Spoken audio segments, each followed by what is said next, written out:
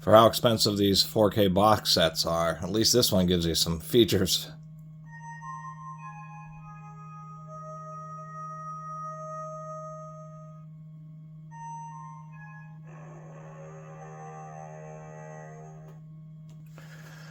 Try my hand at movie reviews because why not? I like movies, and nice to take a break from tools. This is an absolute classic from 1977, and it did exceptionally well, mainly because it was the first. There have been lots of space alien movies, but this is the one which kind of became a little bit more modern, or much more modern. It was like the space alien movie that people have been waiting for a long time.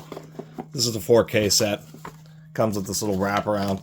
I actually a lot of times don't keep these boxes. They're just, I'm not that type of a movie collector. I collect the movies, but this packaging is just unwieldy and bulky.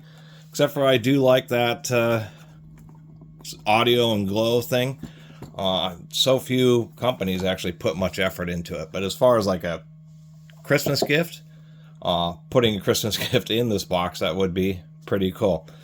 Besides the glowing portion, which is all just some circuits integrated into the bottom of the box, we of course have a slipcover based version of the 4K. Triple disc, so you get the double disc Blu-ray, and of course the 4K. And if we look carefully, it is indeed a triple layer, so that's going to be a high capacity, up to 100 gigabytes. So definitely lower compression, meaning maximizing the image quality. 40th anniversary edition. So this is going to be the 4K master that I think they made in like 2017, that the 40th anniversary double disc Blu-ray was made from. But one thing I thought was annoying is, as we can see on the 40th here, where you get this nice graphics printed on the double Blu-ray, but the Blu-rays and the 4K disc is actually, they're just kind of plain with the 4K set, and I don't know why they wouldn't give you the better graphics.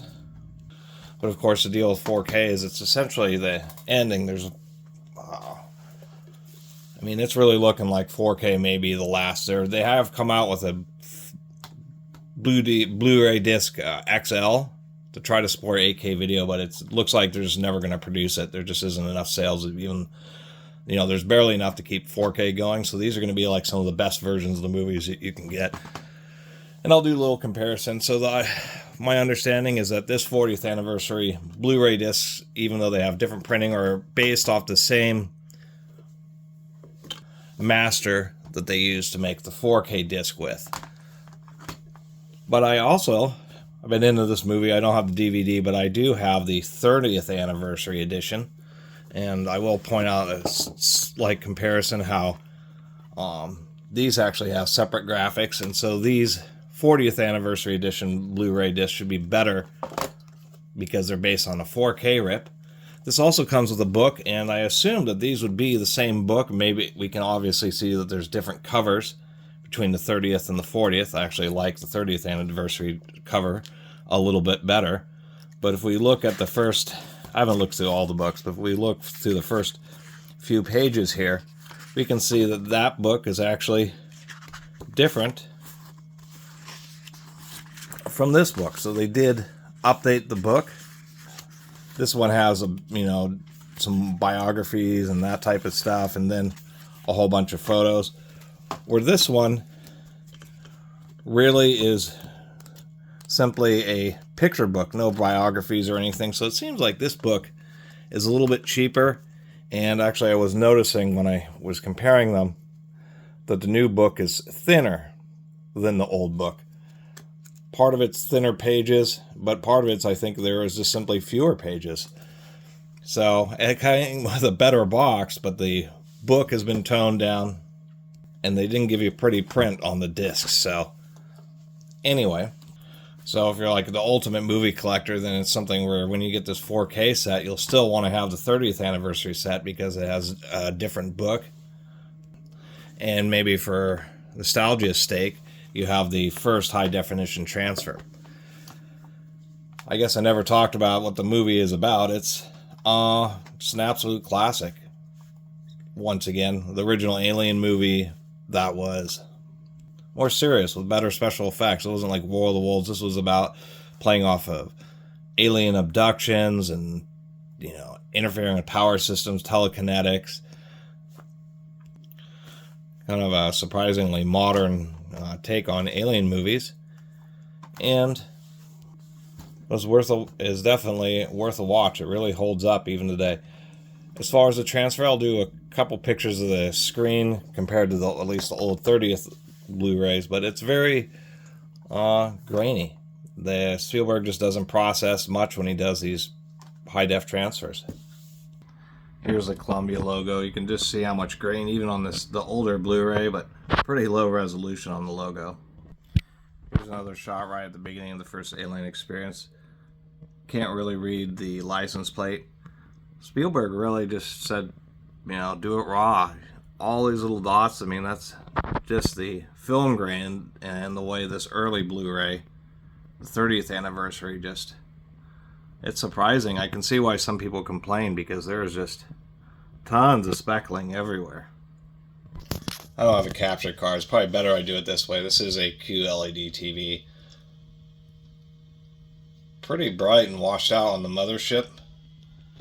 And then this down there, pretty coarse. Everything kind of looked coarse. This, you can see still tell the overlay. And one more of the mothership flying overhead. I'm actually kind of surprised this 30th anniversary was the first Blu-ray and it was better, but it looks like it was almost an upgraded DVD version. Anyway. And here is the first full shot of the mothership. I'm kind of doing these because these shots really will show the difference, particularly in the detail down here, the detail up here. So here's the newer 4K, here's the Columbia. We can see we have the film grain, but it's much smaller and more natural. On that 30th anniversary, it just, with the combination of the 1080p versus the 4K resolution, it just, and the high dynamic range just made the noise stand out, where this is actually much more tolerable. That Columbia logo is just low resolution to begin with. Here's that first encounter scene again. Now we can almost make out the license plate, but what we can see is that the headlights aren't so washed out. And the grain, when you're sitting back from the TV, it just looks a lot more natural. Besides having the HDR, it's just that this new remastering seems like they did just a bit better of a job. Here we are back at this scene comparing this, and you can see how the flaring just isn't totally washing out the image. You can still make plenty of detail out in the back areas of the ship, and that looks more like, instead of being like this weird blue fog, looks a little bit better here, and so does the mountain, although you can easily see where they composited this scene over the top of this to do this, you know, it was late 70s special effects. And here's this final scene here where you can actually make out details of the structure inside the ship. It was actually had a lot of neat lighting. And down here, where it was just basically a mess of noise on that 30th anniversary, we actually have plenty of detail there as well. So someday I'll get a way of doing better side-by-side comparisons besides just pointing the camera at the TV. But as far as films that are worth rewatching and are just, you know, truly classics like this, the 4K is a nice treatment.